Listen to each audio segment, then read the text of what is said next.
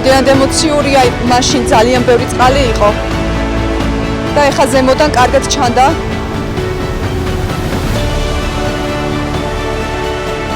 ეგ არის ხო?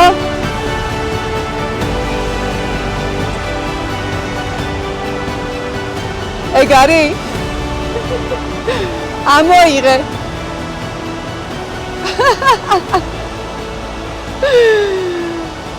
თან გული მწყდება რა ახოს ყოფილა ზუსტად აი ამ წერტილში ჩაგვივარ და ცოტა უკან, უბრალოდ იმდენი წყალი იყო მაშინ რომ